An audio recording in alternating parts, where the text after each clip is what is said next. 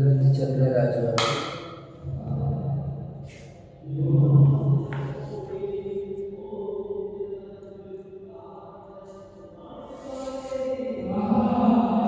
यहाँ जीव का प्रकरण चल रहा था, यानी जीव को अपन समझ रहे थे। उपयोग लक्षण बताने के बाद दो प्रकार के जीव हैं, संसारी मुक्तास, ऐसे करके बताया। तो संसार क्या है इसको बता रहे थे कि द्रव्य, क्षेत्र, काल, भाव और भाव रूप से जो पंच परावर्तन जीव करता रहता है, भ्रमण करता रहता है, इसको संसार कहते हैं।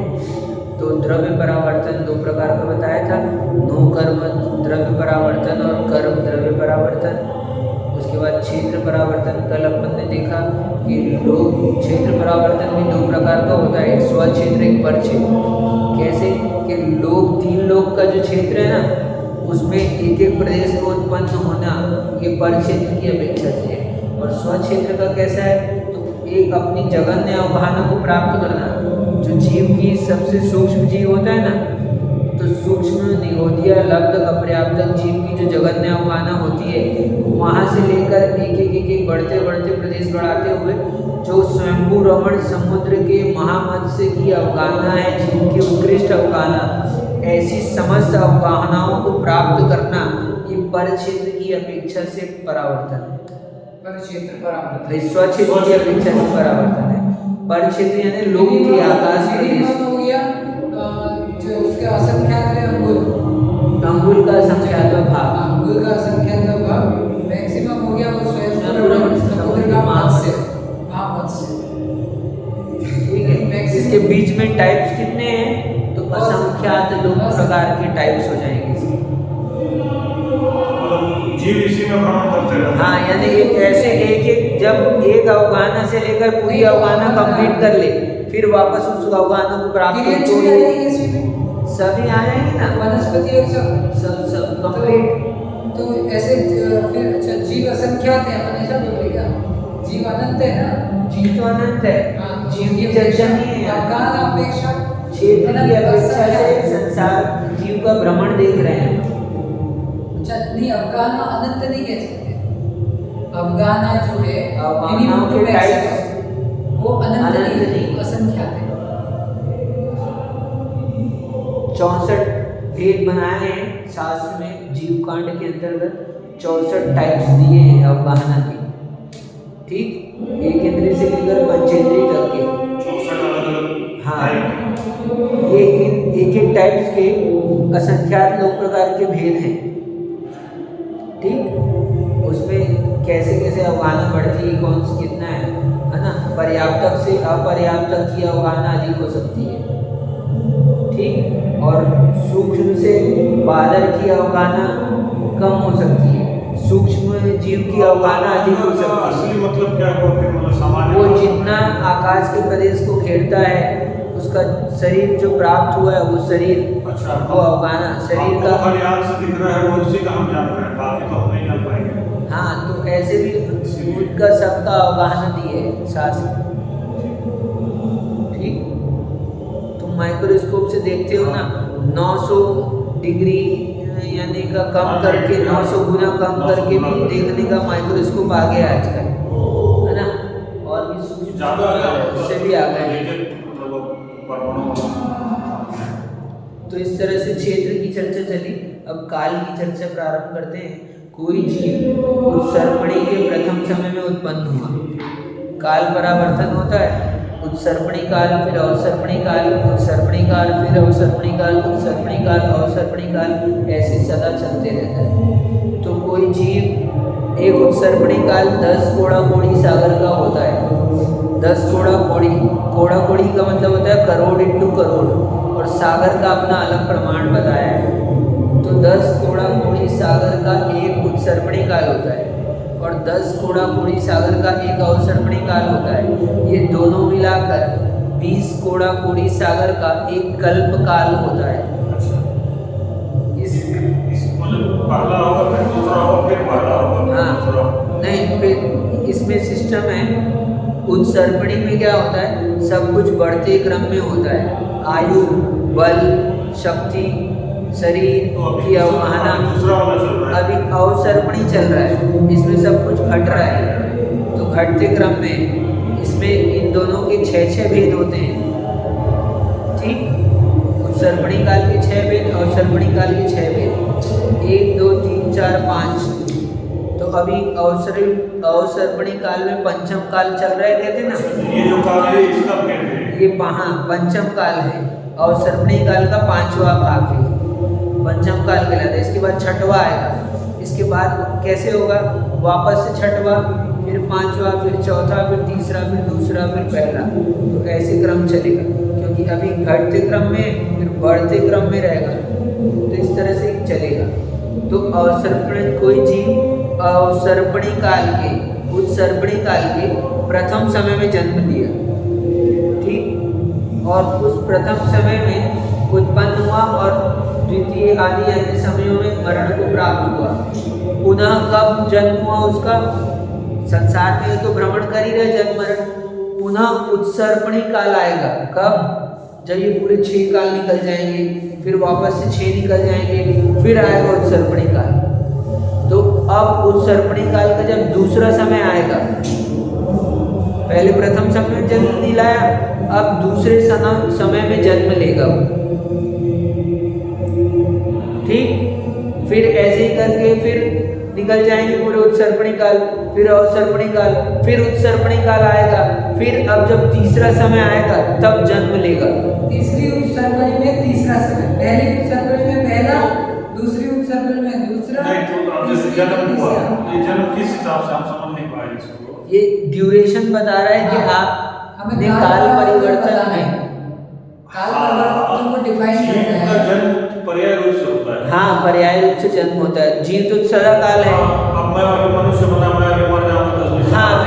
काल की अपेक्षा बताता है। तो आप तो सदा काल हो ना, हाँ। तो सदा काल हो तो कितना परावर्तन कर लिया काल का परावर्तन के हिसाब से, क्या अच्छा, पर्याय अपेक्षा नहीं देख रहे जी। तो काल हर एक काल में उत्पन्न हुए, यानी कि समझ लो तुम्हारी दृष्टि से एक वर्ष है ना, जनवरी है, जनवरी का फर्स्ट डे है, जनवरी के फर्स्ट डे में 12:01 में तुम्हारा जन्म हुआ, फिर अब पूरा निकल गया, तुम मरण को प्राप्त हो गए। फिर दोबारा जब जनवरी आई 12:02 हुआ, तब तुम्हारा जन्म हो। ये काउंटिंग कर रहे हैं हम।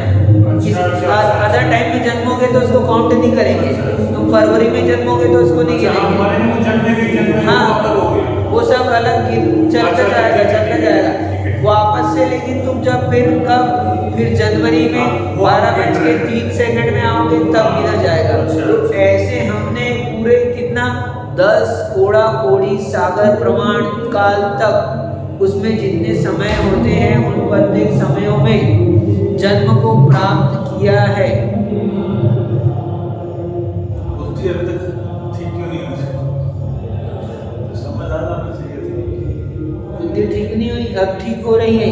हम पहले हम लोग इतने पाप में रहे कि हमारे की समझने की भाव ही नहीं थे हमारे। जो 4 इंद्रिय तक के जीव हैं उनको उपदेश दे ही नहीं सकते। जो पंचेंद्रिय है उसमें भी कितने त्रियंश हैं, उनको भी उपदेश नहीं मिल पाता है। जब मनुष्य होते हैं तभी विशिष्ट रूप से उपदेश मिल पाता है। बुद्धि पर, जीव की बुद्धि पर काल का प्रभाव भी देखा जाता है। अपन कहते हैं ना, अरे देखो पंचम काल है, या फिर जीव है तो उस समय किसी न किसी रूप में रहे होंगे। भाई हर काल में हम रहे ही रहे। जब आदिनाथ भगवान थे तो भी हम उनके सामने थे, जब महावीर भगवान थे तब भी हम रहे। जीव काल उत्सर्पणी के प्रथम समय में उत्पन्न हुआ, आयु समाप्त हो जाने पर मर गया, पुनः वही जीव दूसरी उत्सर्पणी आई, दूसरी उत्सर्पणी उसमें दूसरे समय में उत्पन्न हुआ और आयु समाप्त होकर मर गया, पुनः वही जीव तीसरी उत्सर्पणी आई, तब जन्म लिया। यानी एक पलक झपकाए, इसमें कितने हो गए समय? असंख्यात समय हो गए। यानी एक उत्सर्पणी काल में कितने समय होते हैं इसका बता रहा हूँ अभी। एक पलक झपकाए, इसमें असंख्यात समय हो गए। इसका मतलब असंख्यात बार जन्म लेगा। अभी असंख्यात बार जन्म लेगा तो ये पूरा होगा। अब इतना कितना टाइम, इतना टाइम पूरा समझ लो। तो ऐसे उत्सर्पणी काल में 10 कोड़ा कोड़ी सागर होते हैं समय, प्रत्येक समय में उसको जन्म लेना है।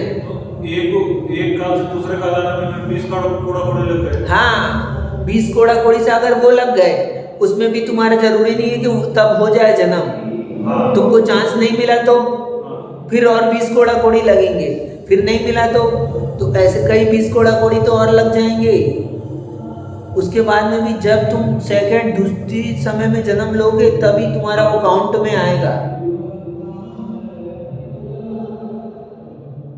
तो ऐसे हमने फिर पुनः वही जीव तीसरी उत्सर्पणी आई, उसके तीसरे समय में उत्पन्न हुआ। इस प्रकार इसने क्रम से उत्सर्पणी समाप्त की। अभी नहीं हुआ, अभी उत्सर्पणी काल में जितने समय होते हैं उन समयों में उस वैसे वैसे क्रम से जन्म लेगा वो। 10 कोड़ा कोड़ी सागर में कितने समय हो जाएंगे सोच लो। पलक झपकाने में कितना समय बता रहा हूं मैं, असंख्यात समय हो गए।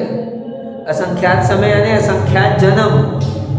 तो एक दिन में कितना हुआ, 1 मिनट में कितना हो जाएगा देख लो।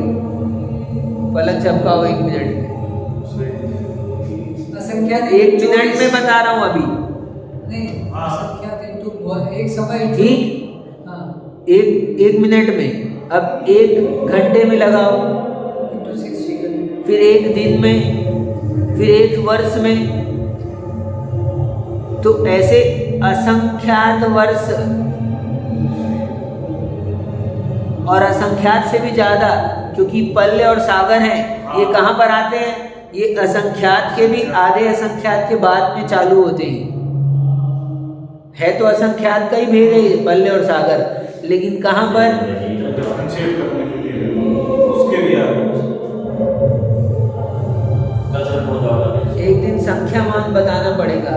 हाँ, थोड़ा सा रेफरेंस के लिए आसान हो जाएगा। तो फिर अभी आप इमेजिन नहीं कर पा रहे हैं असंख्यात यानी कितना। असंख्यात तो हम इतने समझ रहे हैं कि संख्यात के पार। एक निमेश में असंख्यात बोल देना, एक निमेश में असंख्यात समय हो जाते हैं। तुमको वो उसमें है ना, एक निमेश में एक घड़ी, एक घंटा, एक काल। वो तो ठीक है, नहीं सागर कितने के बाद आएगा, किसको बोलेंगे? वो इसी में है क्या? इसी में है। वो मेरा वाला, इसमें एक एग्जांपल आएगा, अलग एग्जांपल है। क्योंकि ये उपमा मान कहलाते हैं। क्या है? कोई भी चीज मान के लिए द्रव्यमान, क्षेत्रमान, कालमान और भावमान रहता है। 4 चीजें वस्तु में रहती है, 4 मान रहते हैं। तो द्रव्यमान के अंतर्गत ही हम संख्यामान और उपमामान आता है। तो संख्यामान के हमारे 21 भेद होते हैं, संख्यात, असंख्यात और अनंत, ये 3 मूल भेद हैं। इसमें संख्यात कितने प्रकार का? तो 3 प्रकार का, जघन्य, मध्यम और उत्कृष्ट। और फिर इसके बाद असंख्यात आता है, तो वो परित संख्यात, युक्त संख्यात और असंख्यात संख्यात, ये तीनों भी 3-3 प्रकार के।